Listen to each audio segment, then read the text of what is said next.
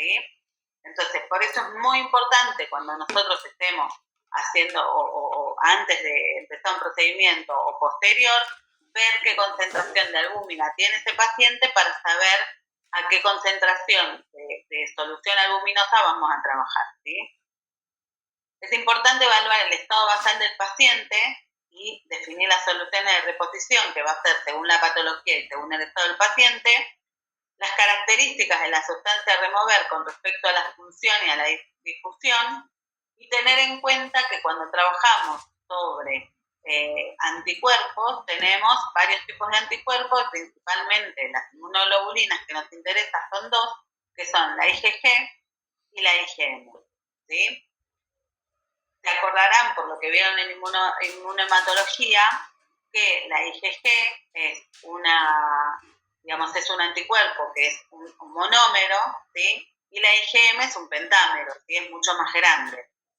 Esta característica estructural le da la capacidad a la IgG de difundir entre los tejidos y entre los diferentes compartimentos. En cambio, la IgM, al ser tan grande, no puede difundir a través de las membranas, entonces va a estar mayormente dentro del intravascular. Entonces, la IgG difunde más fácilmente al espacio extravascular, ¿sí? Fuera del vaso, va a estar yendo y viniendo entre el vaso sanguíneo y los tejidos, ¿sí? Y son las principales responsables de neutralizar toxinas bacterianas, que es una de las funciones que tiene. La IgM supone el 5 al 10% de las inmunoglobulinas séricas y están confinadas al torrente circulatorio, no extravasan a tejidos, por lo que les comenté anteriormente. Entonces, cuando hablamos del lugar donde vamos a trabajar con el tema de, en este caso, por ejemplo, la plasmaféresis, sabemos que va a ser el intravascular, removiendo sustancias deleterias para el organismo, que esta sustancia es la que participa en la patología tratada. Acá nosotros, que esto es discutible porque decimos que es no selectiva.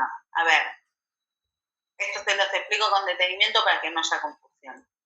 Selectivo es desde el punto en donde nosotros elegimos qué hemocomponente vamos a extraer, porque hablamos de eritroféresis, de leucoféresis, de plasmaféresis, bueno, de recambio plasmático terapéutico, ¿sí? Entonces vamos a seleccionar una fracción de la sangre. Pero cuando acá decimos que no selectiva es porque en el caso del recambio plasmático yo me llevo todo el plasma, no me llevo alguna sustancia del plasma. Entonces, cuando yo remuevo la fracción plasmática de la sangre, remuevo todo lo que hay, factores de coagulación, inmunoglobulinas, proteínas, citoquinas del complemento y otras citoquinas, medicación y demás, ¿sí? Que están libres en el plasma. Por eso no puedo ser selectiva de decir, bueno, solamente selecciono lo que son las inmunoglobulinas y nada más. Siempre extraemos otras sustancias, para esto tenemos que controlar al paciente y por ese fundamento vamos a decir este procedimiento se hace todos los días, día por medio, vamos a reponer solución albuminosa o plasma, ¿sí? Ahora vamos a ver un poquitito más de eso. Entonces, este gráfico, la idea es mostrarle los dos compartimentos. El extravascular, que es este clarito que ven acá, y el intravascular, ¿sí? Esto sería la membrana, esto es la membrana del endotelio, ¿sí?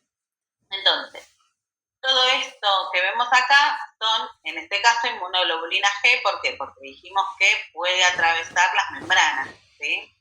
Entonces, supongamos que este cuadrito es el momento previo a arrancar nuestro primer recambio plasmático, ¿sí? Entonces, yo sé que tengo la misma concentración dentro y fuera del intravascular. Esto es un compartimento, esto es algo teórico, ¿sí? Es unicompartimental. O sea, no es que sea así estricto, pero es para entenderlo más fácilmente. Supongamos que tenemos la misma concentración de un lado y del otro de la membrana, ¿sí? Hacemos el primer recambio plasmático, vamos a remover una gran cantidad de anticuerpos y después de nuestro recambio plasmático nos queda esto, una molécula de inmunoglobulina, hagamos el ejemplo, y el resto en el extravascular. ¿Qué pasa? La inmunoglobulina G se deposita en los tejidos, ¿sí? Hay inmunoglobulina G libre, suelta, digamos, y hay unida haciendo, digamos, una unión antígeno-anticuerpo, ¿sí? Entonces, a medida que yo voy quitando, extrayendo inmunoglobulina del intravascular, va a haber una difusión del extravascular al intravascular, ¿sí? O sea, imagínense que acá hay, en vez de un espacio libre, imagínense el riñón, ¿sí? Que esté lleno de depósitos de inmunoglobulina G, entonces va a ir saliendo del tejido y pasando al intravascular, ¿sí? Disminuyendo la concentración en el tejido y volviendo a aumentar en el intravascular. Hago otro procedimiento de aféresis y vuelvo, ¿sí? A tener una molécula menos en el extravascular, va a haber difusión y así consecutivamente voy a ir disminuyendo la carga de anticuerpos en el tejido, ¿sí? ¿Hasta ahí se entendió? Sí. Okay. Sí.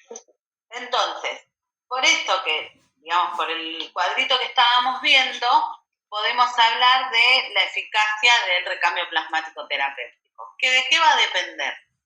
Un poco es de la teoría que estuvimos viendo recién.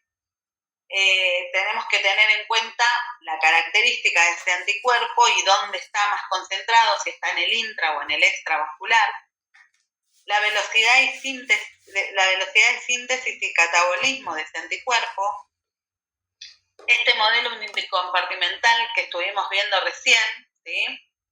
Y tener en cuenta cuál es la distribución de la sustancia, ¿sí? Si tiene mayor distribución digamos, en el intravascular o en el extravascular, ¿sí? Entonces, tenemos que tener en cuenta lo siguiente. Yo ahora, cuando hablemos de drogas, vamos a hablar de biodisponibilidad. Esto háganme acordar por si se me llega a pasar, porque tiene que ver con esto que dice acá, la sustancia con mayor distribución, ¿sí? Ahora no se los quiero explicar porque si no se va a volver complejo. Presten atención en este cuadrito que es muy importante. En este cuadro tenemos en el eje vertical la fracción restante, ¿sí? De una sustancia. En este caso vamos a hablar de inmunoglobulina G y inmunoglobulina M. Entonces, cada vez que hagamos un recambio, va a quedar una determinada cantidad, una determinada fracción restante en el intravascular. Y en el eje horizontal están, digamos, enumerado la cantidad de volúmenes de sangre que proceso.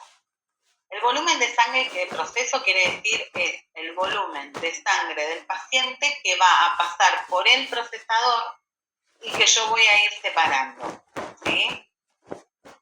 Entonces, en una sustancia, acá tenemos dos tipos de sustancias. Tenemos la sustancia con distribución intravascular, que es la línea continua, como por ejemplo la IgM, ¿sí?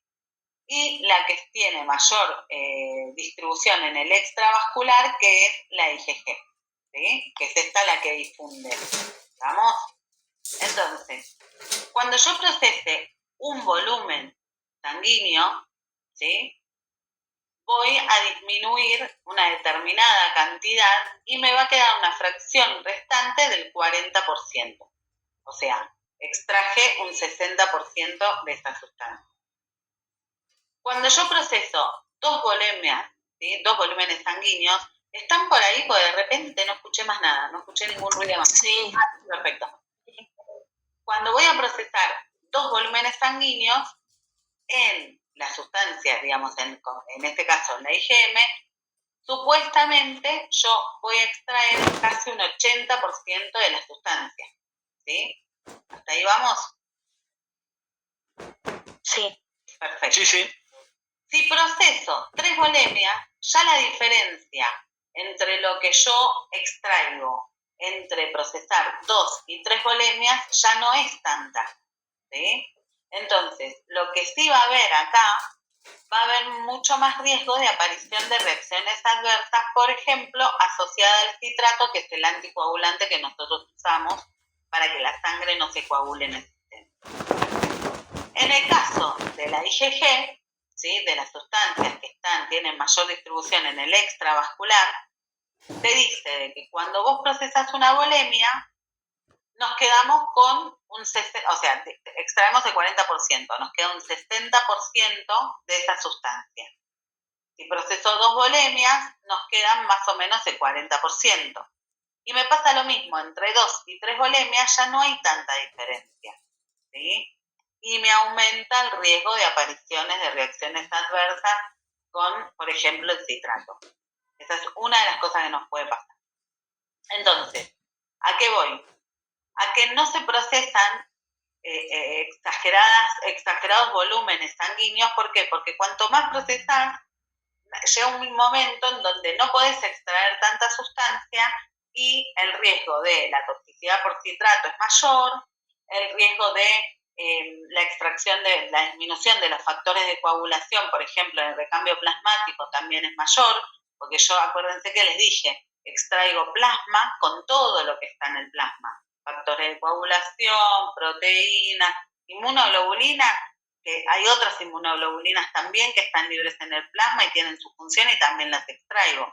Proteínas, citoquinas, ¿sí? Y demás. Entonces, siempre hay que ser cauteloso. Generalmente en estas patologías, en el recambio plasmático, se procesa más o menos de 1 a 1,5, ¿sí? Volúmenes plasmáticos, que es lo que se extrae, ¿sí? Ahora vamos a entrar en el detalle. Entonces, avísenme si hasta acá se entendió o quieren que repasemos algo. Por mí está bien, ¿eh? ¿Sí? Bueno, cualquier cosa, escriben y volvemos. Perdón, ya que cortaste Sí. un segundo. Entonces no nos tenemos que exceder de 2 volemias jamás. No, en realidad no vas a ver, es así, si vos, generalmente cuando vos, esto lo ves en la práctica, ¿sí? Las volemias, generalmente uno procesa una volemia y media, 2 volemias, ¿sí? Y la extracción en la plasmaféresis, en el recambio plasmático, ¿sí?, extrae generalmente 1,5 volúmenes plasmáticos. Ahora lo vamos a ver en la cuenta, ¿sí? Okay. Porque acordate que te dije que la sangre, el volumen sanguíneo a procesar, en realidad, digamos, teóricamente es la cantidad de sangre que pasa por ese procesador. Sí. Pero toda esa sangre que pasa no es la que vos extraes. Porque yo, por ejemplo, puedo procesar, no sé, te doy un ejemplo, no sé, tengo un volumen sanguíneo de 6.500 y quizás yo voy a procesar 9.500, por decirte algo, ¿sí? Es 1,5 volúmenes sanguíneos. Perdón, ¿es volumen sanguíneo es igual a volemia? Uh-huh. Okay. Es lo mismo, sí. Entonces, y lo que yo extraigo de plasma no son 9.000, lo que yo extraigo de plasma quizás son, te tiro un número por decirte, no sé, 3.000 mililitros, ¿sí? Sí, yo lo entiendo. Eso lo entiendo. Ok. Que eso lo decidís o no si lo devolvés con algo, con solución fisiológica o albúmino o algo, ok. Exacto. En el recambio plasmático vos siempre vas a tener una sustancia de reposición, Okay. un líquido de reposición, ¿sí? Según la patología y según el estado del paciente vas a decidir qué solución de reposición vas a utilizar. Claro. ¿Solución fisiológica o plasma? Solución fisiológica con albúmina, okay, o plasma. Bien. Te digo, estrictamente solución albuminosa o plasma en el caso de recambio plasmático. Si hacemos una eritroaféresis, destacamos glóbulos rojos, generalmente se usa solución fisiológica. Okay. ¿Sí? Porque no hace falta reponer albúmina.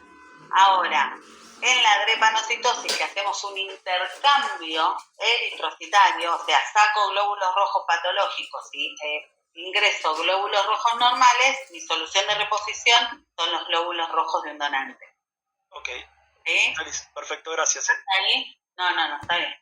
Entonces, vamos a ver determinados cálculos que tenemos que hacer antes de empezar una féresis para saber y para prepararnos para el procedimiento.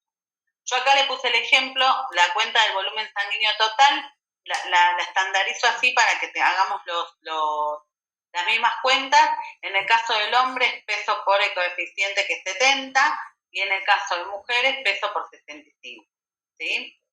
Entonces, el volumen plasmático, el cálculo sabemos que es el peso por 1 menos el hematocrito, que al hematocrito solo lo divido por 100, porque el hematocrito está expresado en porcentaje, ¿sí? Entonces hago 38%, es 38 dividido 100, es 0,38. ¿Hasta ahí estamos?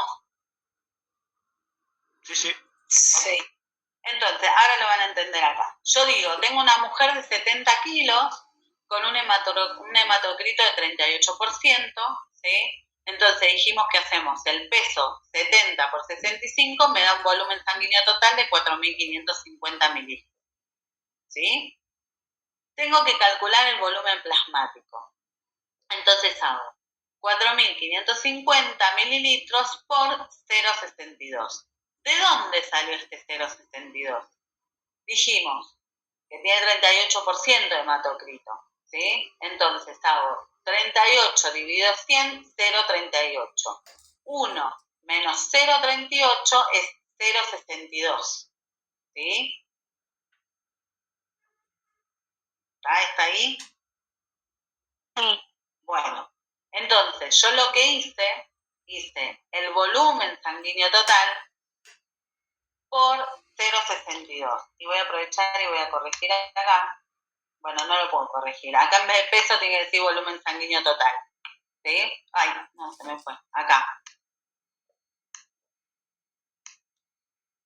Esto es volumen sanguíneo total por 1 menos hematocrito sobre 100. Entonces, yo acá tengo que el volumen plasmático, o sea, que el volumen de plasma de esa paciente es de 2.800 mililitros.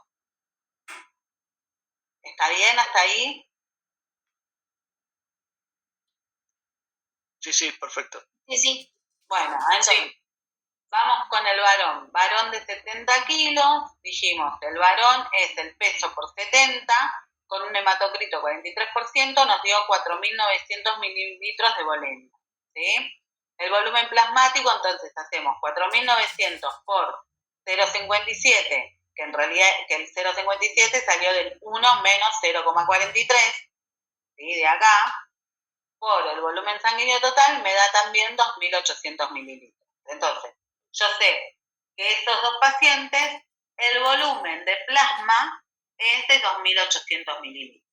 Entonces, cualquier patología, no entremos en qué patología es, ¿sí? Pero cualquier patología que yo tenga indicación de recambio, sé que si quiero recambiar un volumen plasmático, voy a tener que usar un líquido de reposición que en su totalidad, si quiero cambiar un volumen plasmático, tiene que tener 2.800 mililitros, ¿sí? Si quiero hacer 1,5, hago 2.800 más, esperen que saco la cuenta, sería, no estoy para sacar cuenta hasta ahora de memoria, perdón, más 2.800 serían 4.200 mililitros, el equivalente a 1,5 volúmenes plasmáticos, ¿sí? Entonces, ¿para qué me sirve esto?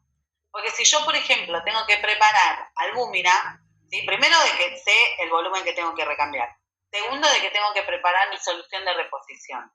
2.800 mililitros equivalen, en el caso si quiero usar plasma fresco congelado, plasma modificado, determinada cantidad de plasma.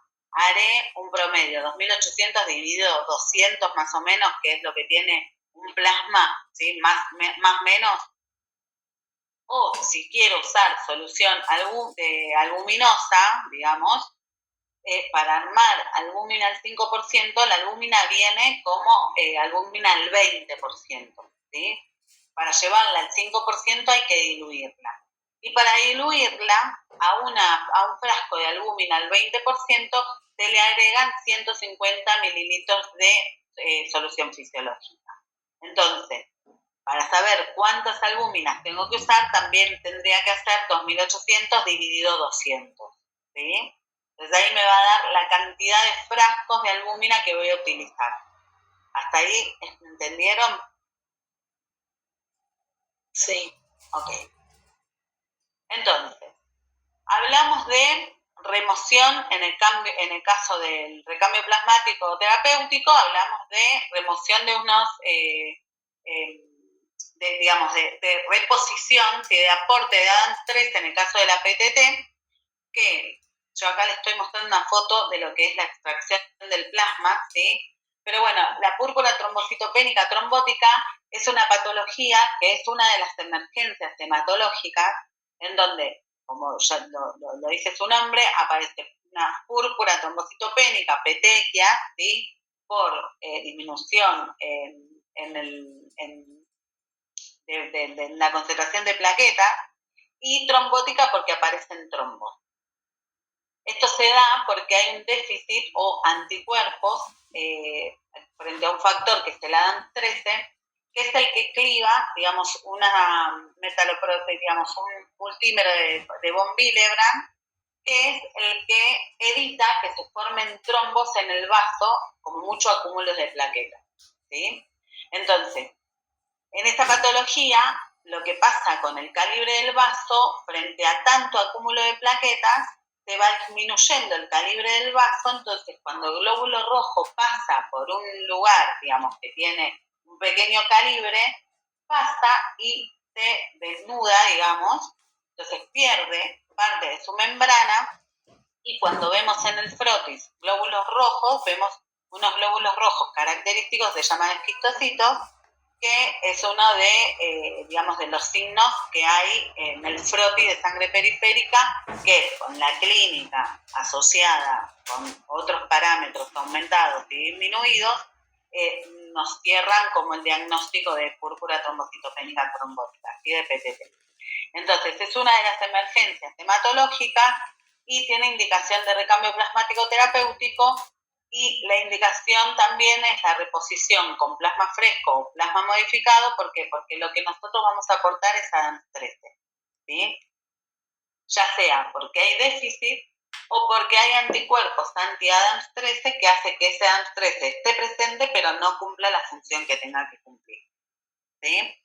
Entonces, el volumen a procesar en estos pacientes, que los pacientes estos se presentan de una forma que tienen un nivel de criticidad, digamos, que hace que cada paciente se defina según su clínica, ¿sí? Nunca arrancamos desde lo teórico quizás procesando una cantidad de volemia o recambiando 1,5 volúmenes plasmáticos. Vos vas viendo cómo el paciente lo tolera, porque son pacientes que están graves, ¿sí? Pueden estar o con el laboratorio patognomónico de la patología y quizás un deterioro del sensorio, o pueden estar con, digamos, más gravemente enfermos y hacen que tenga una inestabilidad hemodinámica, ¿sí?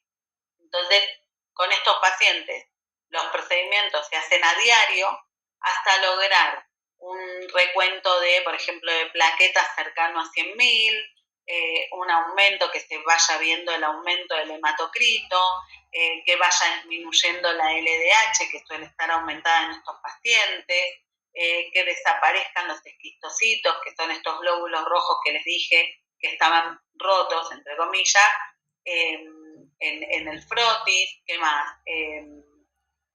LDH ya está, eso ya le dije. Bueno, y aptoglobina no los voy a meter con eso, pero bueno, es la mejoría del paciente y la mejoría en la repercusión en el laboratorio. Entonces, también les dije que el recambio plasmático también se puede utilizar para extracción de toxinas, medicamentos, y en el caso de sobredosis. Las guías ASFA son guías que tienen recomendaciones según la evidencia científica que hay disponible, que van cambiando. Están las del 2023, que son las más nuevas, yo justo los ejemplos que le puse no cambiaron de recomendación, pero hay varias patologías que sí van cambiando, ¿sí? A medida que va pasando el tiempo, por la evidencia que hay, ¿sí?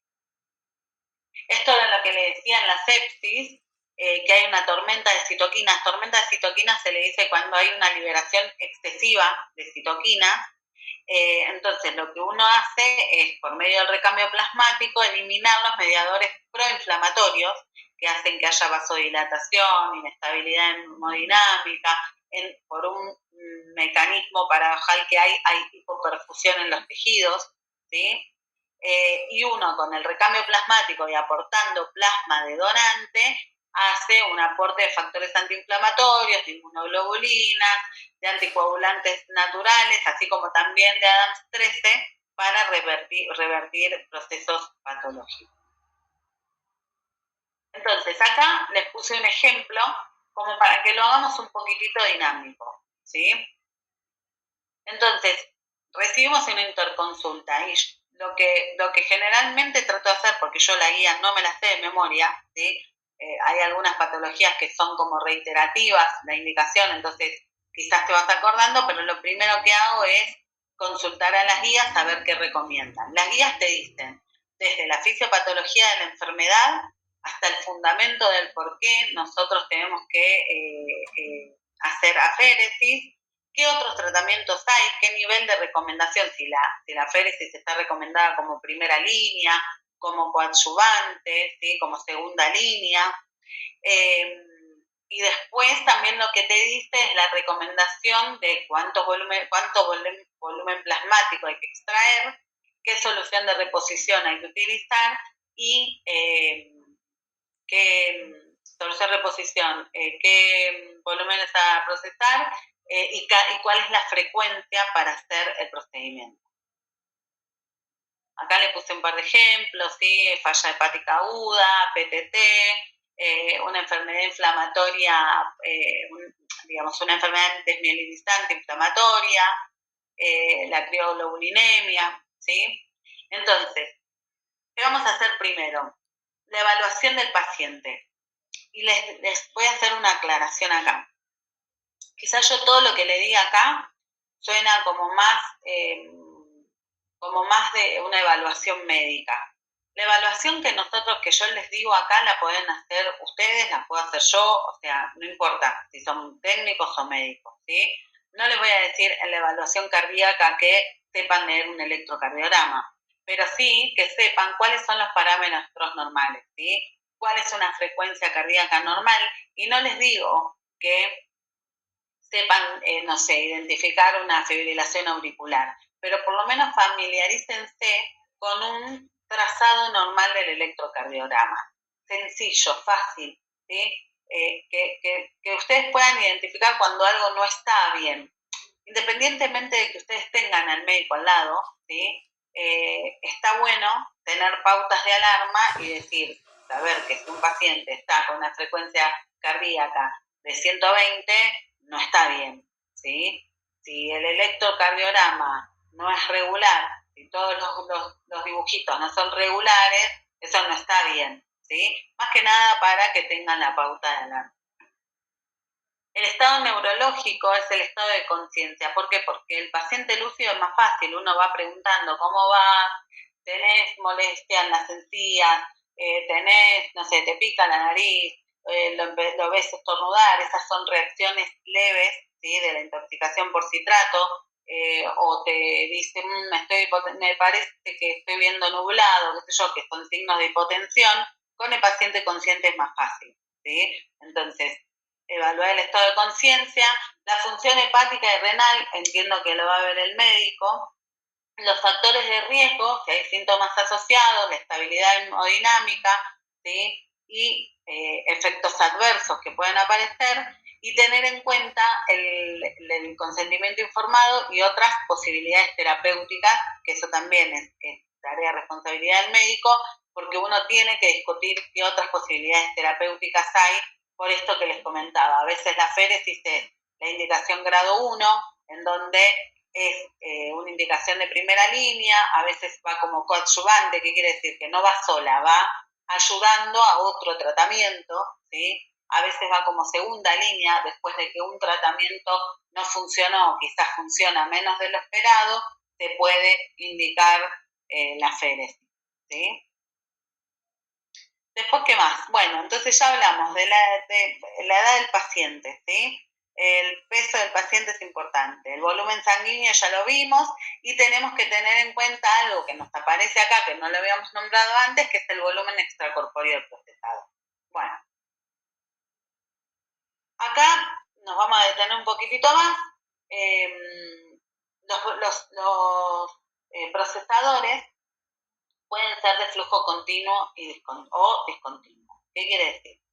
El flujo continuo es el procesador que va extrayendo, a ver, déjenme ver si tengo, porque no tengo el dibujito acá, pero bueno, el continuo es, continuamente va extrayendo sangre, va procesando, ¿sí? Y va extrayendo el componente que nosotros seleccionamos. El discontinuo generalmente tienen bowls, que lo que hace es llenar un segundo, ok, acá está. Bueno, llenar el bowl, llena de sangre, centrifuga, extrae, devuelve. ¿Sí? El continuo va llenando el cinturón, centrifuga y va extrayendo continuamente. ¿Sí? No son por ciclo, es un ciclo continuo. También otra de las cosas que tenemos que tener en cuenta es que los procesadores tienen volúmenes extracorpóreos diferentes. El volumen extracorpóreo es el volumen que está fuera del cuerpo, que está dentro del sistema del procesador. ¿Sí?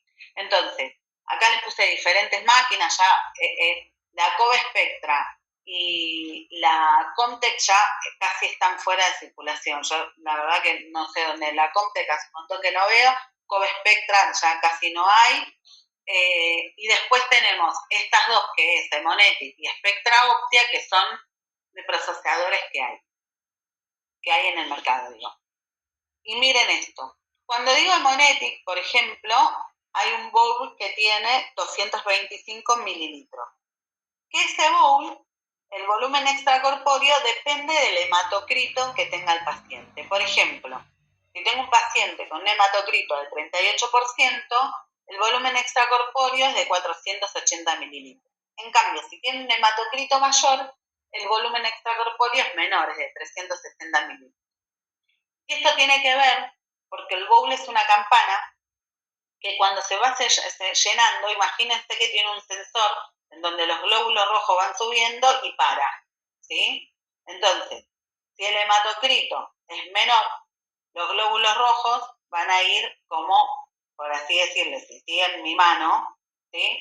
Van a ir subiendo como un poquitito más lento, ¿sí? En cambio, con el hematocrito más alto, van a llegar rápido al nivel que queremos llegar, ¿sí? Esto es una forma sencilla de que lo entiendan. Por eso me varía el volumen extracorpóreo cuando el hematocrito es menor a que cuando el hematocrito es mayor, ¿sí? En el caso de la Optia, tiene el recambio plasmático terapéutico para plasma, tiene un volumen extracorpóreo de 185 mililitros, ¿sí? Independientemente del hematocrito. En el caso del procesador Optia, del Spectra Optia, ¿sí? O Optia Spectra, Spectra Optia, para recambio plasmático 185, pero por ejemplo para leucoféresis es casi 300 mililitros, ¿sí? Varía según el procedimiento, no según el hematocrito. ¿Y por qué es importante tener en cuenta el volumen extracorpóreo del procesador? Ustedes imagínense que yo tengo un paciente con un hematocrito, vamos a decir 40% de hematocrito. Entonces, cuando yo voy a llenar todo ese sistema, o sea, yo voy a cebar el sistema primero con solución fisiológica. Arranco a armar el procesador, pongo las líneas en el equipo y todas esas líneas hay que cebarlas, ¿sí? Se ceban con solución fisiológica y con anticoagulante, ¿sí? Empieza a cebar, a sacar todo el aire que tiene y después lo que va a hacer es empezar a llenarse con sangre del paciente, ¿sí? Esa sangre del paciente que va a salir, digamos, de su intravascular, va a generar un descenso del hematocrito, que hay un cálculo que se llama descenso esperado del hematocrito, que si el paciente tiene 40 de hematocrito, 70 kilos, casi no va a repercutir en su volemia, digamos. Pero si supera el 10-15% de la volemia del paciente, ya tiene repercusión, ¿sí? Entonces, por un lado, está el riesgo de hipovolemia en en el caso de que el paciente sea chiquito. Y por otro lado, hay riesgo de hipoxia tisular si yo desciendo mucho este hematocrito, ¿sí? Entonces, sepan que hay dos situaciones diferentes. Uno en donde el descenso esperado del hematocrito sea menor a 21% u 8 gramos de decilitro de hemoglobina, que es porque saco glóbulos rojos para llenar el extracorpóreo, saco sangre total.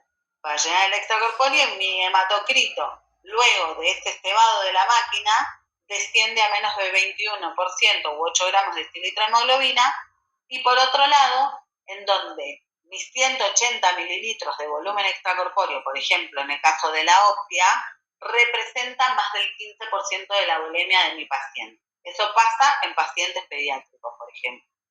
¿Sí? ¿Se entendió hasta ahí? Sí, dale. Perfecto. Yo voy a aprovechar acá y voy a corregir una cosa. Acá. Perfecto. Entonces, esas dos situaciones hay que tenerlas en cuenta. ¿Qué puede pasar? Puede pasar, por ejemplo, un paciente pediátrico que yo tenga les voy a dar números que están lejos de la realidad, generalmente se presentan de otra forma, pero se los doy para que lo entiendan claramente. Supónganse que yo tengo un paciente pediátrico con un hematocrito de 38 y un volumen sanguíneo de, no sé, se me ocurre, a ver, para que me dé, no sé, 900 mililitros, 1000 mililitros, ¿sí? Entonces yo voy a hacer un cebado personalizado para que cuando empiece el procedimiento yo no haga que esa sangre salga al procesador y que a él no le devuelva nada. ¿Qué quiere decir? Cuando yo programo en la máquina, arranco con un cebado que lo adecuo a ese paciente. Entonces puedo elegir glóbulos rojos para cebar todo el extracorpóreo o solución con albúmina para cebar todo el extracorpóreo. Entonces, cuando empieza a salir la sangre del paciente, yo le voy devolviendo líquido. O solución albuminosa o rojo. Entonces, no va a haber hipovolemia. ¿Sí? ¿Cuándo elijo una otra? La solución albuminosa, por ejemplo, en este ejemplo que les doy, no sé, 38 de hematocrito, 40 de hematocrito en un pediátrico, que no va a haber un descenso esperado del hematocrito que lo lleve a un riesgo de hipoxia, entonces puedo usar solución con albúmina, cebar la máquina con albúmina sola y sé que el hematocrito casi no va a variar, ¿sí? Le baja, voy a decir un número, ponele 35%, está bien, de la banca, no hay riesgo de hipoxia tisular, ¿sí? Pero sí hay hipovolemia. En el caso... Te aviso por las dudas que se va a cortar, son 20:30. Ah, perdón, me lo dijiste. Lo que pasa es que miré el mensaje así nomás. Bueno, se corta. Se corta, nos vamos al otro. Bueno, entonces antes de seguir, vamos al otro, ¿querés? Sí. No me cebo y no termino. Dale. Bien. Dale, ahí vamos algo y entramos al otro.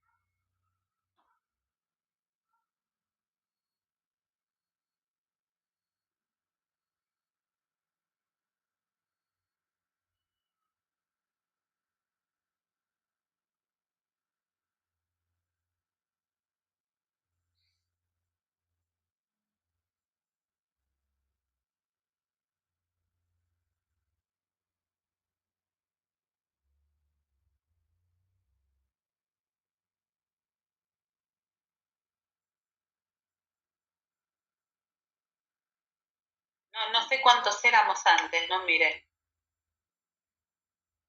77, 78 más o menos. Ah, un montón.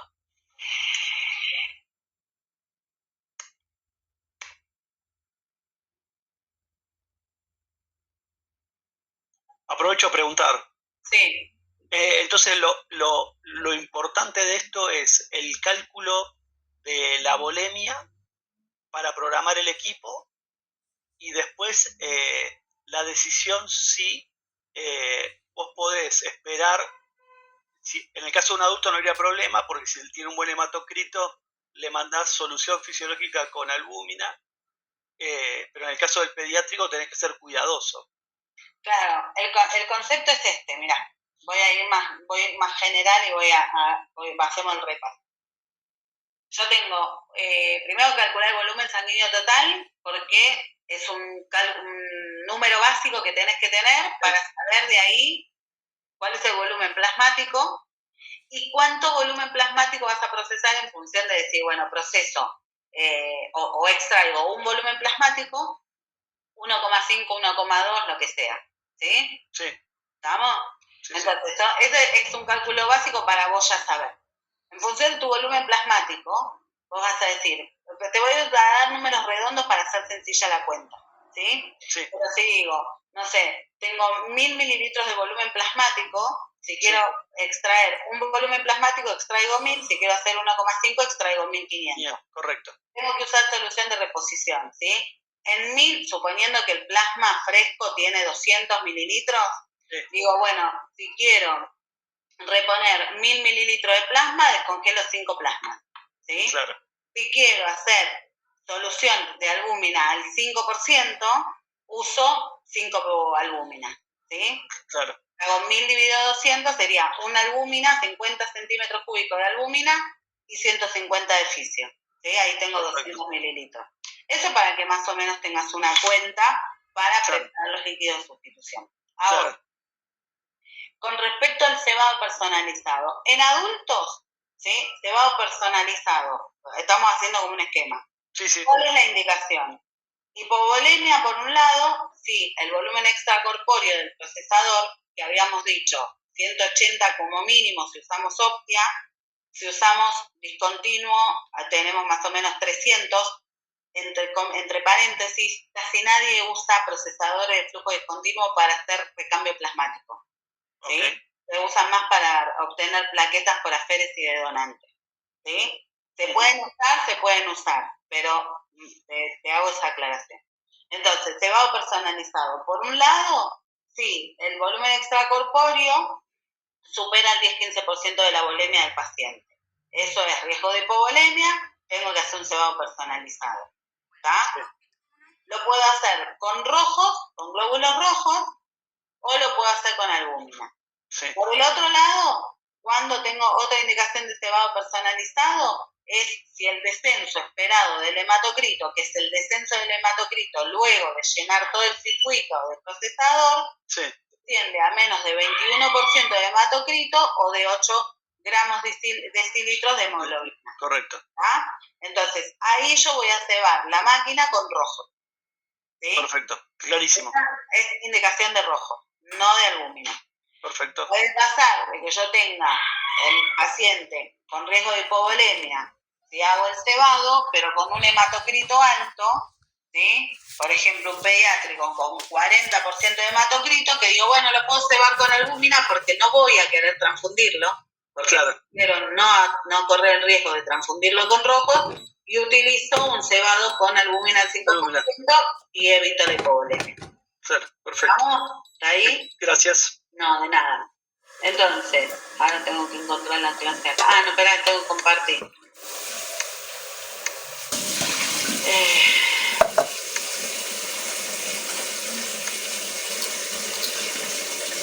Vamos acá, nos quedamos ahí. Entonces, acá hay más cálculos que ya hablamos. Entonces, hablamos de el volumen extracorpóreo y cómo vamos a calcular.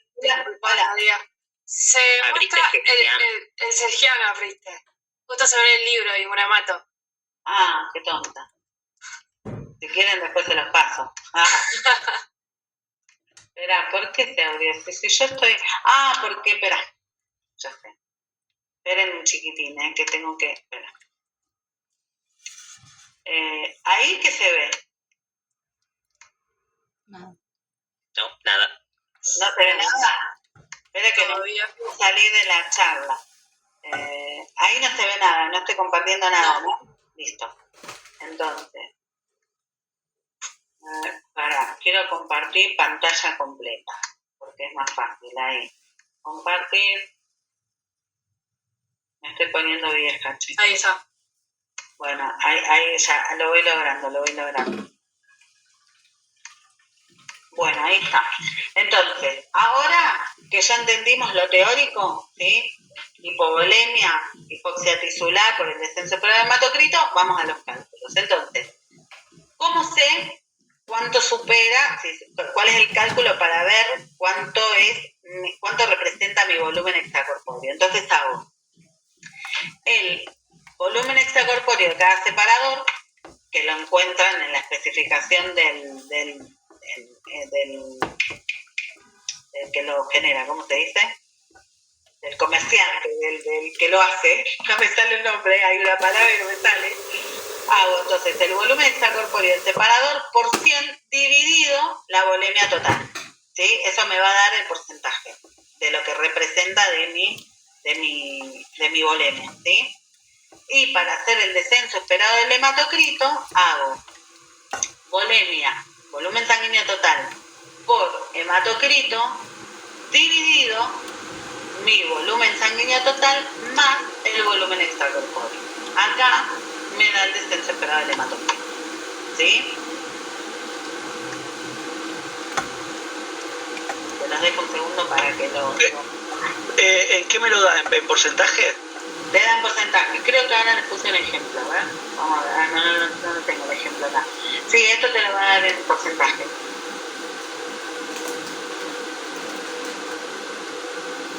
¿Vamos? ¿Hasta ahí?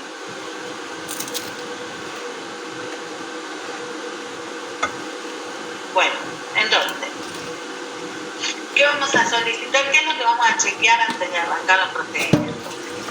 Bueno, vamos a ver el hemograma, porque el hematocrito es fundamental saberlo por todo lo que estuvimos hablando antes. Si hay leucocitosis o si hay leucopenia, ¿sí? En realidad, sí, la patología, por ejemplo, una leucemia mieloide aguda con hiperleucocitosis, que es que los blancos estén aumentados, es fundamental ver el hematocrito para ver si hacemos cebado o no, porque cursan con anemia, ver el valor de los leucocitos para ver cómo va el descenso, y el recuento de plaquetas también es fundamental en todos los procedimientos, porque siempre te llevas plaquetas cuando haces la extracción del componente, ya sea tanto en el recambio plasmático como en las leucoféresis, te llevas plaquetas, ¿sí? También está en el caso de, por ejemplo, las PTT, tenemos que ver qué recuento plaquetario tienen, porque una de las respuestas que hay con el procedimiento, con el tratamiento, es que el recuento de plaquetas aumente. Entonces son parámetros que son fundamentales. Coagulograma nos va a indicar el estado de la hemostasia, y lo tenemos que tener en cuenta al inicio del procedimiento, ¿sí?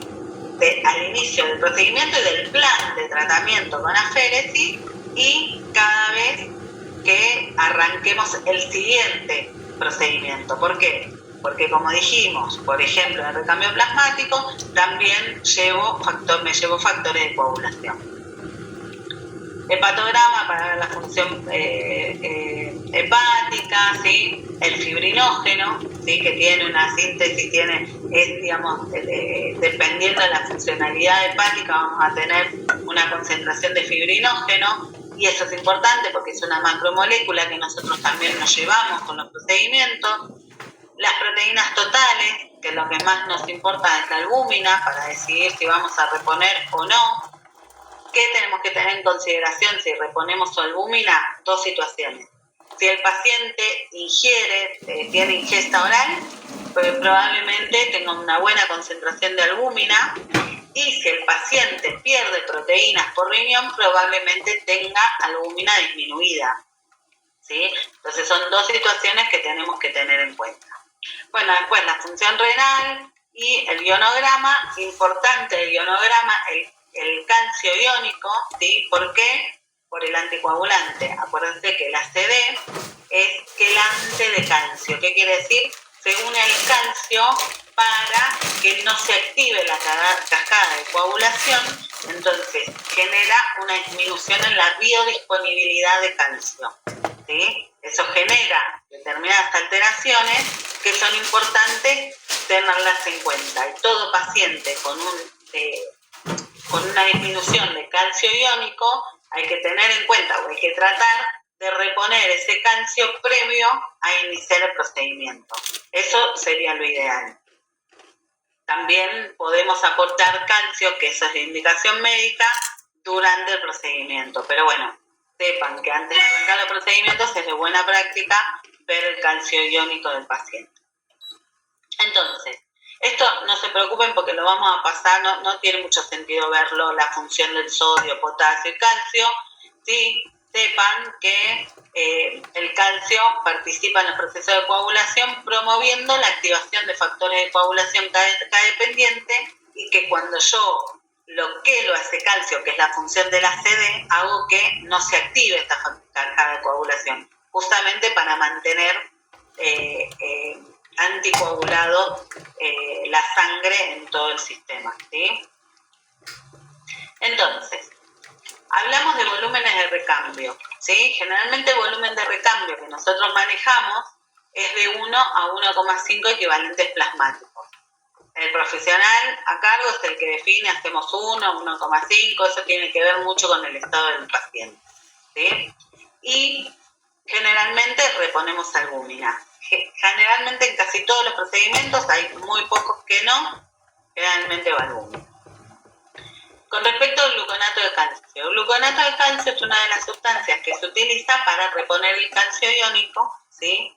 Que se puede utilizar durante el procedimiento de AFED. Generalmente se hace cuando hay algunos indicios de toxicidad por citrato, ¿sí? La toxicidad por citrato se puede evitar totalmente modificando algunos parámetros del procesador, que ahora vamos a ver, pero tiene que ver con la velocidad que estamos utilizando, ¿sí? Que la sangre pasa por el procesador, ¿sí? Porque cuando la sangre va pasando por el procesador, nosotros vamos introduciendo gotitas, ¿sí? De anticoagulante, que si pasan muy rápido, las gotitas caen como más rápido, ¿sí? Entonces, si la velocidad está muy alta, probablemente la oferta de citrato sea mayor y va a haber más predisposición a la toxicidad por citrato, ¿sí? Entonces, otra de las cosas que vamos a tener en cuenta es la medicación que toma el paciente, sabiendo que hay medicación que se extrae con el recambio plasmático y que preferentemente casi todas las medicaciones que son, por ejemplo, en pacientes con indicación de recambio plasmático por rechazo humoral, ¿sí? En el caso de un trasplante.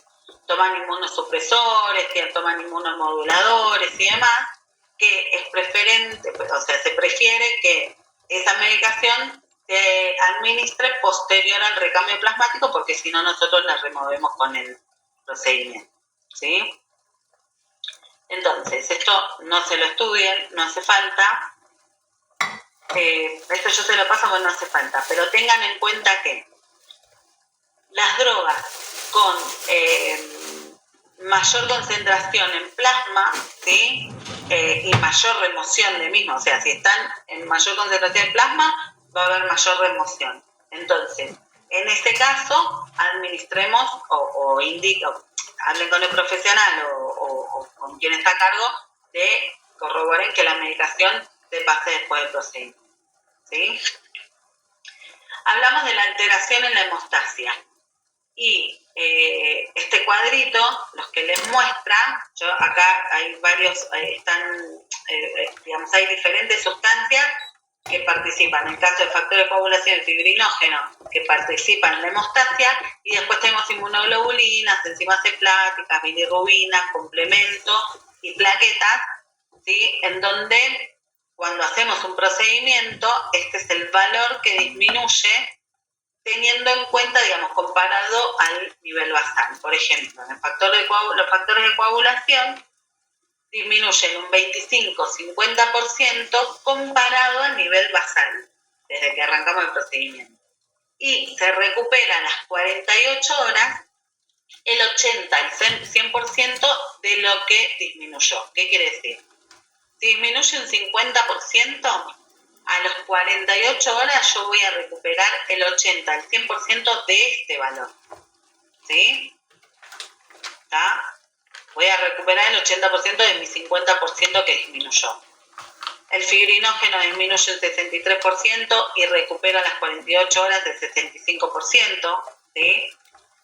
Bueno, y así sucesivamente. Esto no hace falta que se lo sepan de memoria, simplemente que sepan que el coagulograma puede estar alterado, entonces, según que si yo uso solución albuminosa y no estoy poniendo plasma como solución de reposición, voy a ver un descenso en los factores de coagulación y tengo que tenerlo en cuenta porque si bien por el tipo de patología que hay, que es yo tenga indicación de, no sé, de solución albuminosa como para usar como solución de reposición, si a un paciente con una enfermedad neurológica, por ejemplo, neuroinmune, que generalmente se usa albúmina para reponer, pero yo le hago 3 procedimientos seguidos y mi coagulograma disminuye un montón, que ya lo pone en riesgo de sangrado, ¿sí? Es muy probable que al siguiente procedimiento, por más de que tenga indicación de albúmina, yo quizás le agregue plasma para aportar factores de coagulación. ¿Sí? Se me ocurre un Guillain-Barré, ¿sí? Que está gravemente enfermo, que nosotros hacemos remoción, hacemos el recambio plasmático todos los días, quizás al tercer día bajan mucho los factores de coagulación, tiene indicación de hacerle la plasma sin poder suspenderla, entonces quizás uso algo de plasma para solución de reposición con el objetivo de reponer factores de coagulación. ¿Se entendió eso? Sí, te hago una pregunta. Sí. ¿Podés mixar plasma con albúmina? Sí, lo puede hacer. Se usa determinada. Nosotros, por ejemplo, en el centro donde estoy, nosotros preparamos la solución albúmina. Albúmina es un Baxter de 1000 mililitros con, creo que entran 4 frascos de albúmina, ¿sí? Que son 1200 mililitros en total. Lo hacemos en flujo laminar y demás. Entonces, yo tengo mi Baxter con solución albuminosa al 5% y después tengo determinada cantidad de bolsitas de plasma. ¿Sí? Hoy, por ejemplo, no sé, hice un paciente con un trasplante hepático que por X motivo decidimos hacer 75% plasma y 25% albúmina. ¿Sí? Entonces primero paso la solución albuminosa y después paso los plasmas. Siempre ese es el orden, ¿sí? Porque si yo paso plasma primero, remuevo todo después. ¿Tá? Correcto, sí. Siempre va en la solución albuminosa y después el plasma. ¿Sí? Gracias. Bueno, y acá llegamos al anticoagulante. Hablamos que el ACD es adenina citrato dextrosa, ¿sí? Es el anticoagulante más comúnmente utilizado. Es quelante de calcio que impide la disponibilidad de calcio para la activación de la cascada de coagulación, y entonces lo usamos como prevención de la coagulación en la circulación extracorpórea, inhibición de la agregación plaquetaria porque disminuye el pH y mantiene la generación de ATP, que es como un aporte de energía por la presencia de dextrosa, ¿sí? Esta flecha lo que hace es representar la presencia de reacciones adversas. Los verdes son las más leves, parestesias peribucales, estornudos, aturdimiento, temblor, ¿sí? Esas son las más leves. El paciente puede sentir frío, el paciente o donante, porque hay toxicidad de citrato también en los donantes de plaquetas, por ejemplo. Después están los moderados, como náuseas y vómitos, irritabilidad, nerviosismo, dolor abdominal, contracción involuntaria y hipotensión. Y los severos, que casi, gracias a Dios, casi nunca se ven, como una arritmia cardíaca o convulsiones. Estas casi nunca se ven.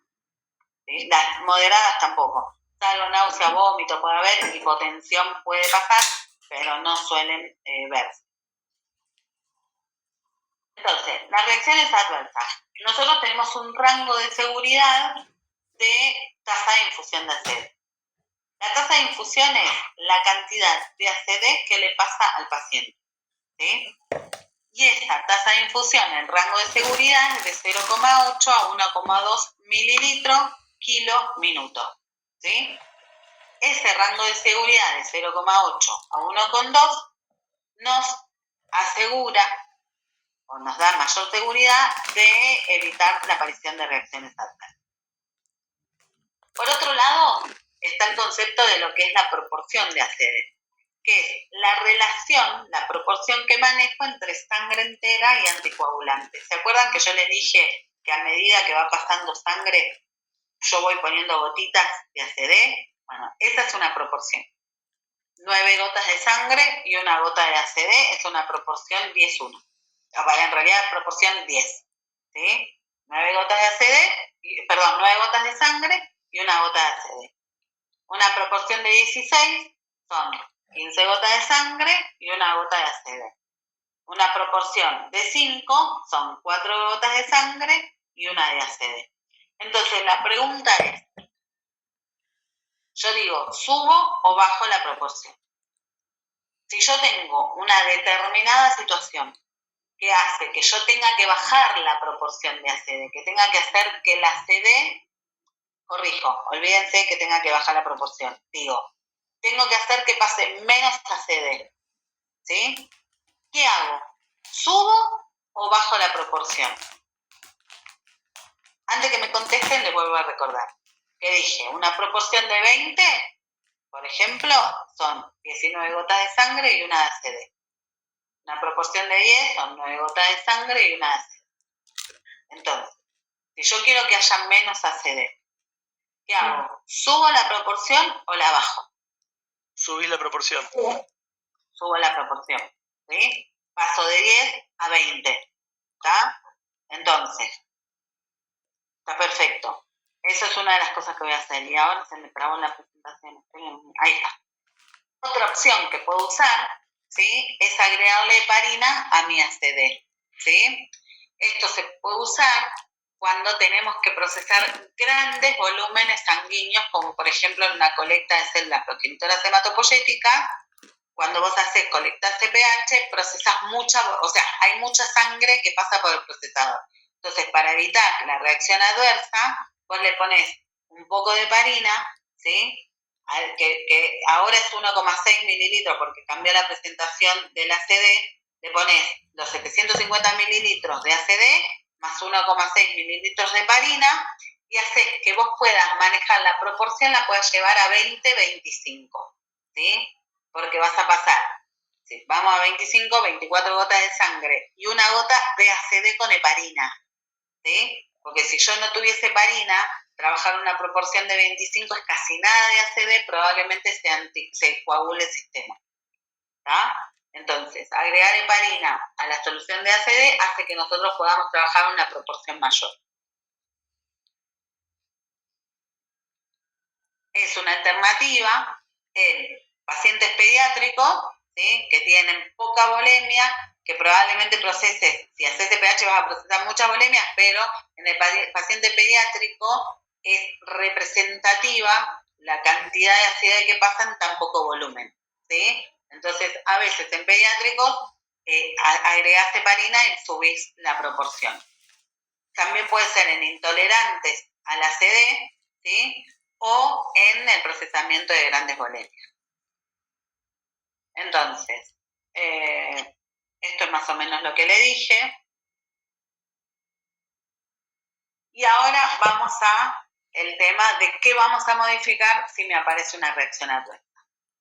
Entonces, los procesadores tienen dos bombas, tienen más bombas, pero a la que me interesan para evitar o para resolver la presentación de una reacción adversa son dos. Una es la bomba de entrada. La bomba de entrada es una bomba, ¿sí? Algo que hace efecto bomba, ¿no? Que lo que hace es controlar la tasa de suministro de sangre del paciente o del donante a la centrífuga, ¿sí? Vos vas a ver que hay algo que circula que hace que vaya más rápido o más lento. Si yo aumento la velocidad de la bomba, aumento mi entrega de citrato, ¿sí? Y si disminuyo la velocidad de esa bomba, que es la velocidad de entrada, disminuye la entrega de citrato. Imagínense un trencito con 10 carritos que va a 10 kilómetros por hora. Va a 10 kilómetros por hora, le voy poniendo ACD. ¿sí? 10 gotas, ¿sí? Ese mismo tren, con esos 10 carritos, si va a 100 kilómetros por hora, va a pasar más cantidad de veces. También, si yo le pongo 10 gotas, van a ser las 10 gotas, pero va a pasar 10 veces por hora, ¿sí? Entonces va a tener más entrega de citrato. Si yo tengo una reacción adversa asociada al citrato, una de las primeras cosas que puedo hacer es bajar la velocidad de la bomba, ¿sí? Espero unos minutos y veo si desaparecen estas reacciones adversas. Otra cosa que hay, otro parámetro que hay es modificar la bomba del anticoagulante, que acá es cuando vemos el tema de la proporción, que es la tasa de citrato que se infunde desde la bolsa de ACD hasta la línea de entrada que contiene la sangre del paciente donante. Entonces, si aumento la tasa del flujo, aumenta la entrega de citrato. Si disminuye la tasa, digamos, la bomba anticoagulante, disminuye la entrega de citrato, ¿sí? Este concepto es teórico, porque nosotros lo que vamos a hacer es, vamos a modificar o la bomba de entrada o la proporción, ¿sí? Esta bomba anticoagulante no es un parámetro modificable yo no voy a mover el anticoagulante, voy a mover la velocidad y me va a cambiar por consecuencia la velocidad de la bomba anticoagulante. Y otra de los parámetros que puedo hacer es la proporción. Pero la proporción está diferenciada de la tasa de infusión porque una depende de la bomba de entrada, de la velocidad de entrada, ¿sí? Y la otra es algo modificable por mí. Yo puedo entrar y decir, cambio la proporción de 10 a 20, ¿sí? Entonces, si aumento la proporción, como estábamos hablando antes, disminuye la entrega de citrato, y si disminuyo la proporción, si bajo de 20 a 10, aumenta la entrega de citrato, ¿sí? Tengan en cuenta que la proporción de ACD hace que, digamos, nos representa la cantidad de ACD que hay en el extracorpóreo, pero termina influyendo en la tasa de infusión. Porque si yo pongo mucha proporción de ACD, o sea, poca proporción de ACD, mejor dicho, le termino pasando más ACD al paciente, ¿sí? ¿Estamos hasta ahí? Te hago una pregunta, ¿se hace alguna prueba si el paciente tiene una alergia con el ACD? No hay alergia al ACD, hay intolerancia, que la intolerancia es que a una tasa de infusión que todo el mundo tolera, vos no la toleres. Vos tengas un umbral mucho más bajo para la aparición de reacciones adversas al ACD. Pero después, alergia al ACD, muy raro. No escuché, por lo menos de lo que leí, no vi que haya alergia al ACD. No tengo el concepto este. ¿Sí? Puede haber alergias a otras cosas digamos, a un producto que se esteriliza el kit, pero no hacía alergia al ACD. Ok. Bueno, entonces, acá ya vamos cerrando un poquito, pero la idea es que consensuemos, ¿no? Primero, que tengamos en cuenta el tema de las patologías y hace cuánto que se instauraron, ¿no? Cuánto fue que se diagnosticó. No es lo mismo, por ejemplo, un recambio... esto le hago una aclaración. Les hablé mucho de recambio plasmático porque es lo que más... es el procedimiento que quizás más consideraciones uno tiene que tener, ¿sí? Porque, por ejemplo, en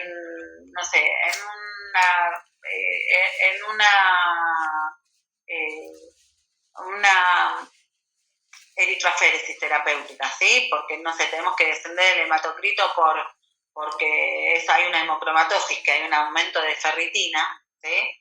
Nosotros programamos el equipo, hace la extracción de los rojos, ponemos solución fisiológica, no suele haber reacciones adversas. Es un procedimiento que dura 15 minutos, bajamos el hematocrito, nada, ¿sí? No, a lo sumo puede aparecer hipotensión, que rara vez está relacionado con el ACD, ¿sí? En cambio, en el recambio plasmático intervienen un montón de otras cosas y son procedimientos mucho más largos, ¿sí? Entonces, por eso me detuve más en recambio plasmático. Pero bueno, en este caso hay que tener en cuenta el tiempo de diagnóstico, qué tratamientos previos hizo, ver lo que dice la bibliografía, ¿sí? Según lo que hay de medicina basada en evidencia, el tiempo de instauración de la patología a esto que quiero y el grado de progresión, qué sé yo, un Guillain-Barré, que evoluciona, el Guillain-Barré es una parálisis ascendente, ¿sí? Que, no sé, tenías al paciente el día anterior consciente con la parálisis de miembros inferiores y te amaneces al otro día ya con alteración en la ventilación, ¿sí? Porque afecta al diafragma también o con deterioro del sensorio. Listo, evolucionó de un día para el otro, no espero mucho, arrancamos, ¿sí? Y hay que tener en cuenta, eso también te habla indirectamente de la concentración de anticuerpos que tiene, suponiéndolo, ¿sí? Sabés que está gravemente enfermo y que evoluciona rápidamente, no hay que esperar mucho, ¿sí? Y sobre todo, ¿cuáles son los objetivos clínicos? Esto es digamos, una apreciación mía, ¿no? Y algo que me empezó a pasar en la práctica. El tema de aféresis, hay algunas patologías que la recomendación no es de primera línea, pero a veces la disponibilidad del tratamiento hace que pase a ser como un tratamiento a mano, ¿sí? Que está disponible la aféresis. Lo que hay que tratar de entender, que quizás esto va a ser tarea médica, pero está bueno que ustedes hagan el ejercicio de saber cuál es el objetivo terapéutico, ¿sí? Qué sé yo, un rechazo, a veces, por ejemplo, no sé, les doy un ejemplo, trasplante renal, ¿sí? Rechazo humoral, tiene indicación de aféresis, pero a veces no tenés la anatomía patológica disponible enseguida. Entonces vos arrancás el procedimiento suponiendo que es un rechazo humoral. Resulta que tenés la anatomía patológica 2 días después que te dice que es rechazo celular.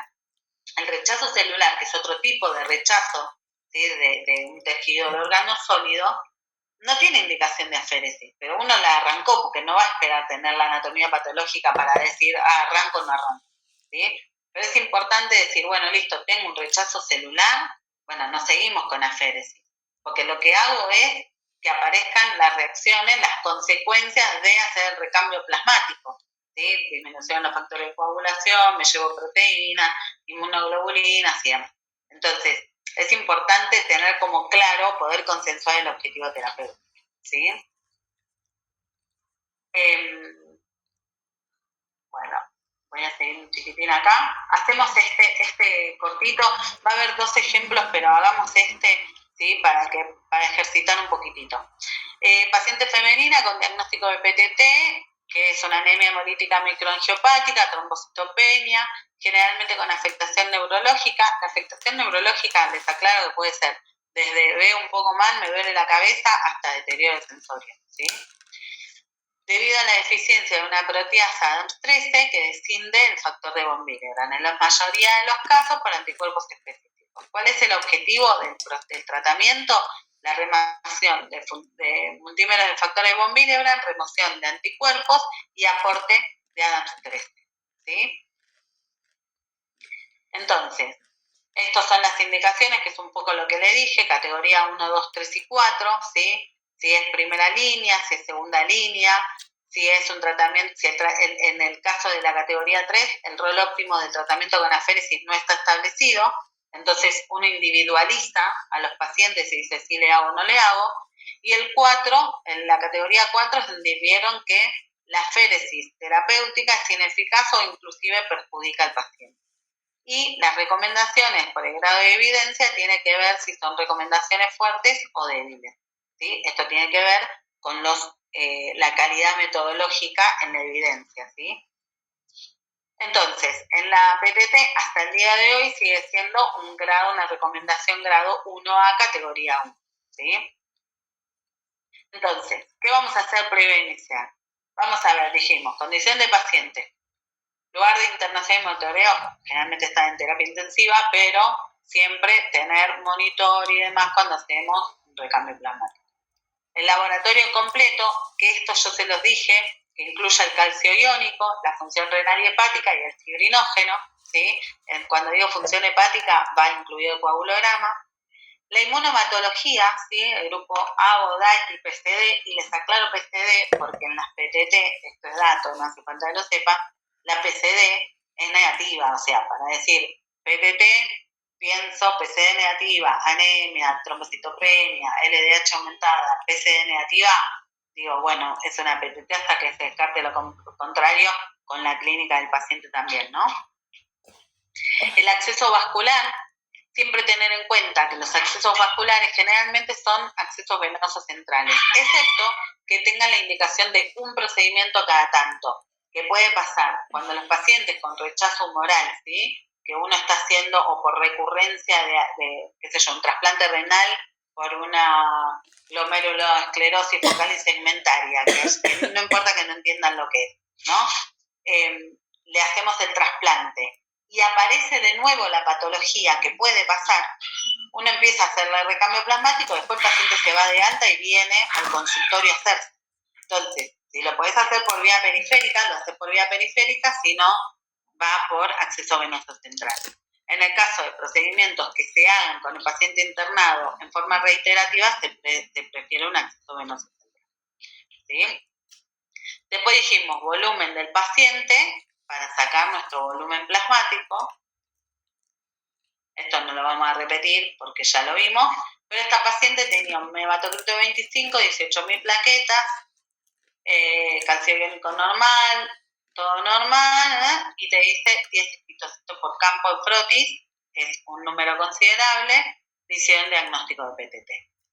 Sacamos volemia y volumen plasmático, yo lo voy a ir pasando, pues este ejercicio ya lo hicimos, y sabemos que tiene 2.925 mililitros de plasma, ¿sí? Entonces, voy a pasar, se los digo. El caso 2 es una patología neuroinmune, una enfermedad, un síndrome de Guillain-Barré, ¿sí? Que el objetivo acá es remover inmunoglobulinas, ¿sí? Que se depositan en la mielina, que recubre los axones neuronales, entonces hay como un cortocircuito ahí. Es categoría 1, grado 1A, ahora se usa mucho gamma-globulina para eso, ¿sí? Y también pedimos un laboratorio, que en este caso el paciente tiene un hematocrito de 39, plaquetas normales, porque no genera anemia, ¿sí? Generalmente cursan con hemoglobinas normales. Entonces, acá hay un cuadrito que le respondo los líquidos de reemplazo. En el caso de la PTT, ¿sí? Vamos a usar plasma fresco congelado, como por ejemplo puede ser también en una vasculitis con sangrado alveolar. ¿Por qué? Porque la vasculitis con sangrado alveolar, que es el síndrome de Goodpastor, tiene indicación de usar plasma fresco congelado, ¿sí? También el plasma fresco congelado lo vamos a usar ¿ves? Acá es una de las preguntas que uno de los compañeros me hizo. Lo uso en conjunto con albúmina en pacientes coagulopáticos, que pueden ser coagulopáticos espontáneamente o porque con los procedimientos hice que los factores bajen, entonces digo, le voy a hacer un poquito con albúmina y un poco con plasma, ¿sí? Las ventajas es que contiene factores de coagulación y proteínas plasmáticas, y la desventaja es la exposición a enfermedades de transmisión por transfusión, reacciones alérgicas, mayor reacción adversa del citrato. Pregunto, a ver si alguno se dio cuenta. ¿Por qué si yo paso plasma fresco congelado como solución de reposición tengo más riesgo de reacción al citrato?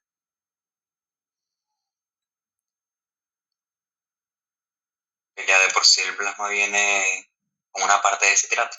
Perfecto, exacto, es por eso, ¿sí? Entonces yo puedo, si uso como solución de reposición plasma, puedo aumentar mi proporción de anticoagulante cuando estoy en el procedimiento. De hecho, cuando vos ponés en la máquina, te pregunta la máquina cuando la estás programando, ¿qué solución vas a utilizar?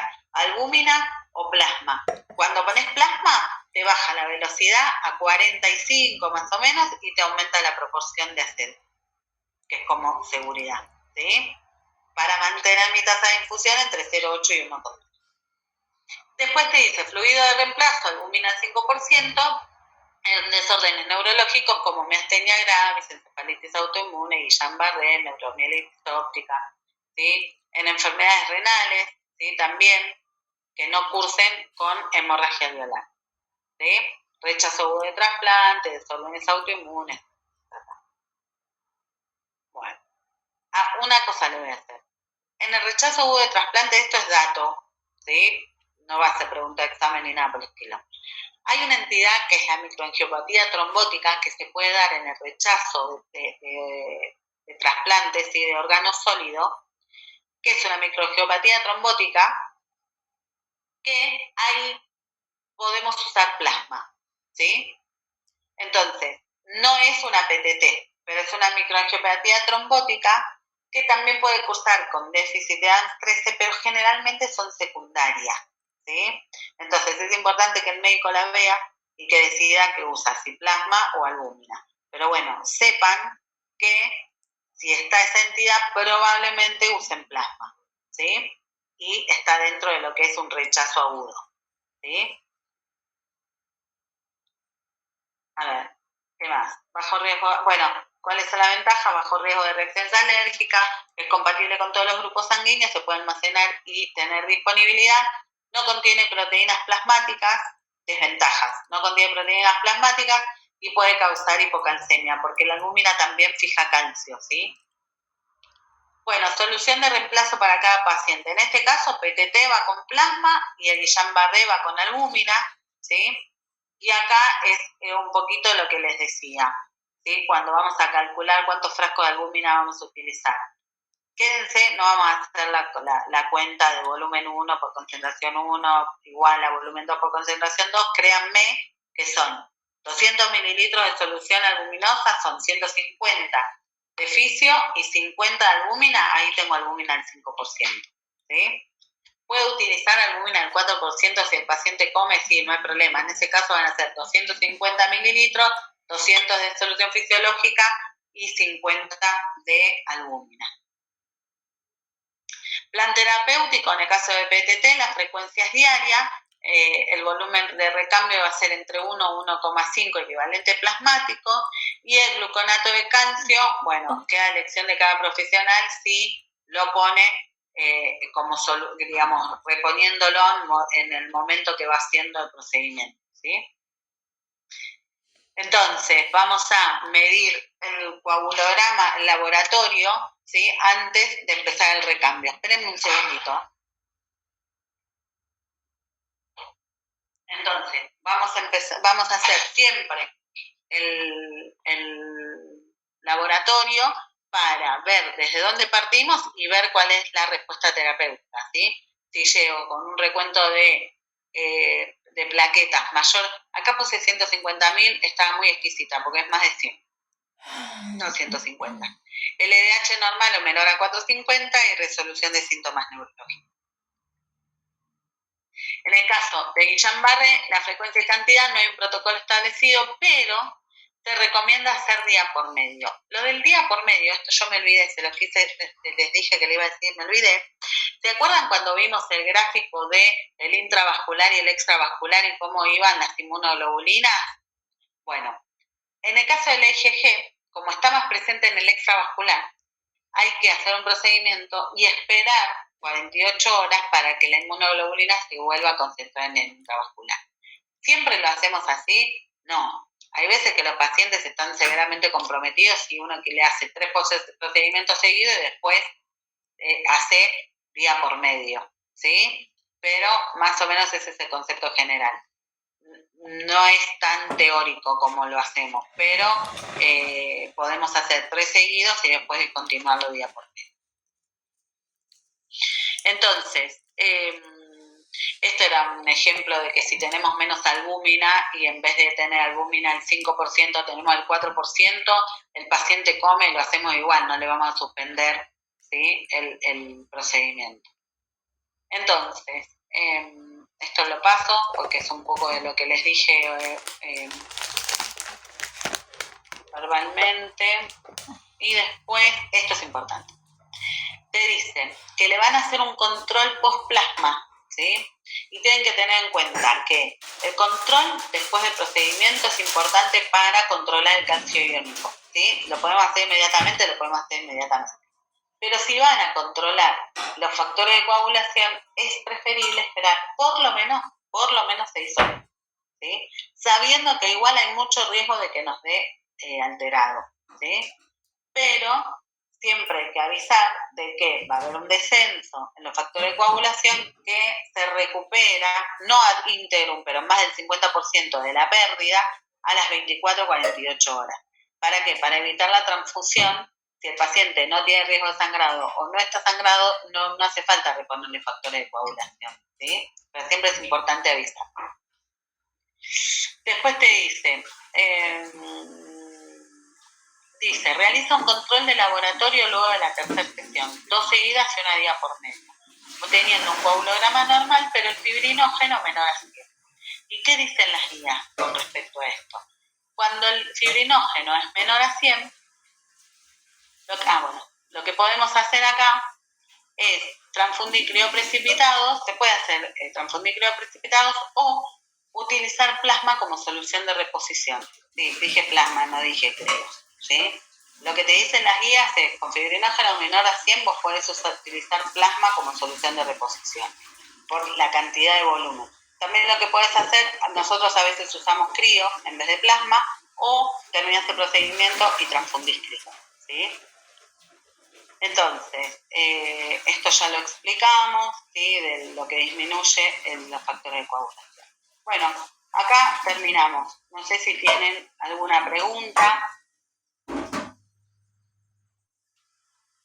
Pregunta, ¿el ADAM13 lo aditivas con aparte o parte del plasma? No, es parte del plasma, ¿sí? Usas parte del plasma de donantes que supone que tienen ADAM13 normal. Ok. No sé si alguien tiene alguna pregunta.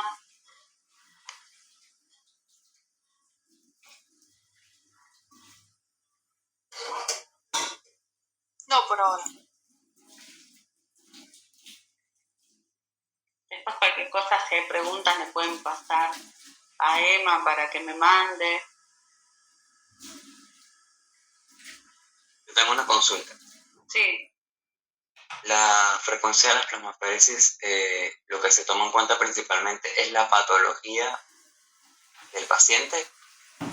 Sí. O sea, como medio inicial, y posteriormente, supongamos que los análisis de laboratorio arrojan o dan un indicio de que ese paciente ese día no se puede realizar la plasmaféresis porque es mayor el riesgo que el beneficio, se puede suspender por ese día y pasarlo a otro día. Totalmente. Las cosas que te pueden,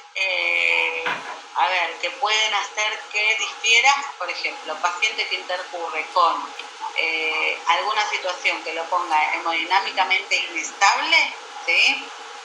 Bueno, lo suspendés. Hemodinámicamente inestable es, viste que cuando los pacientes, por ejemplo, no sé, alteran la frecuencia cardíaca, que le agarren alguna arritmia o que estén hipotensos con hipotencia sostenida, lo que hacen es le ponen vasopresor, ¿sí?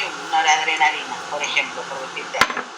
Si este paciente con noradrenalina continúa hemodinámicamente inestable, ¿qué quiere decir? Que tenés que subir y bajar la dosis de nora, ¿sí? O agregarle dopamina u otras cosas para que mantengan la estabilidad, ¿sí? Ese paciente no le haces el procedimiento ese día, porque vos con la plasma también te llevas todas las drogas que se unen a la proteína, ¿sí? Entonces, vos decís, prefiero no hacerle hoy porque el riesgo es mayor al beneficio. Ahora, un paciente que está con estabilidad hemodinámica, con requerimiento de noradrenalina, ¿sí? Pero está estable, con dosis baja de nora, le podés hacer el procedimiento. Te lo haces con cuidado, quizás no te vas a extender en el volumen plasmático que vas a reponer. No le vas a extraer 1,5 volúmenes plasmáticos, quizás haces un volumen plasmático, ¿sí? Pero le podés hacer. En ese momento, yo, por ejemplo, tomo el recaudo de estar controlando la TA todo el tiempo y avisándole al médico que quizás requiera un poquitito más de nora porque uno extrae noradrenalina y hace que empiece a estar un poquitito más hipotente, ¿sí? Pero si está muy inestable, se lo suspendés. Si está estable con o sin requerimiento de nora, pues podés hacérselo, ¿sí? Si hay un paciente que, no sé, puede pasar en los pediátricos. Haces recambio plasmático, le alteras los factores de coagulación y no lo querés transfundir, porque en pediatría, por ejemplo, donde yo estoy, son muy conservadores. Entonces prefieren diferirlo un día, que reponga el factor de coagulación en vez de transfundirlo. Y lo podés diferir un día, no pasa nada. Otra cosa, el paciente se puede diferir por mala red venosa.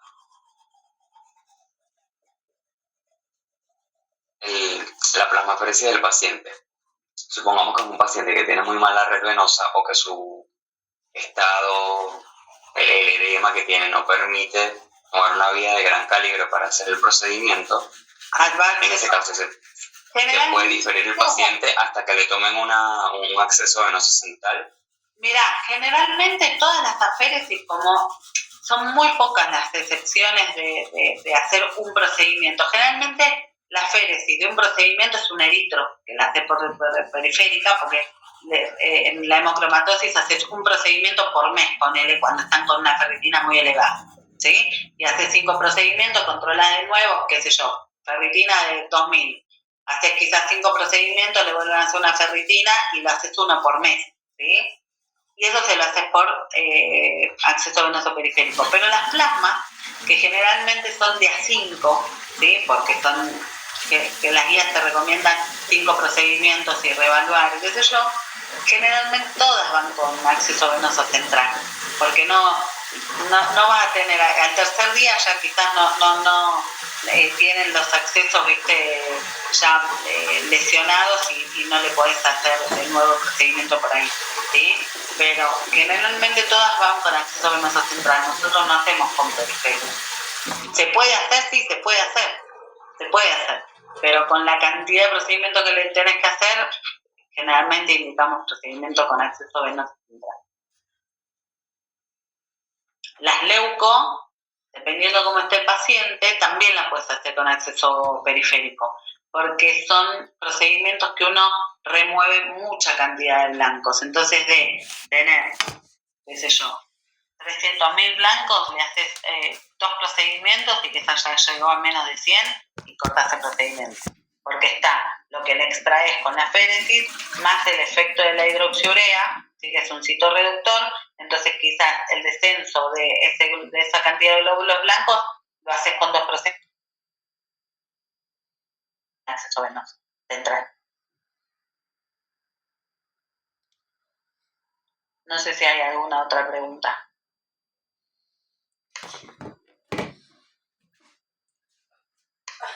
Ahí estoy leyendo. Dijo que se prepara 150 centímetros cúbicos de solución fisiológica más 50 mililitros de albúmina, esa solución albuminosa del 5%. Sí, está bien.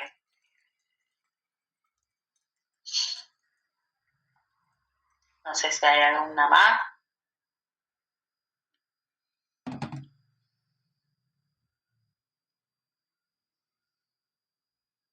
Creo que no hay ninguna más, ¿no, Emma?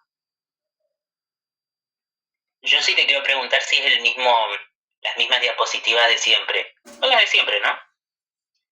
Sí, o quizás es otra, pero creo que en esta no estaba el dibujo del procesador. Vendría la misma información. Sí, pero eres el mismo fondo, sí, por eso. Sí, porque el fondo no lo cambio. Porque voy cambiando sobre la misma. Bueno, chicos, creo que no hay más preguntas. O no entendieron nada o entendieron mucho. Entendieron todo, yo creo que entendieron todo. Bueno, entonces los despido. Muchísimas gracias, No, por favor. Muchas gracias. Buenas noches. Gracias. Gracias. Hasta luego. Besos. Gracias. Chao.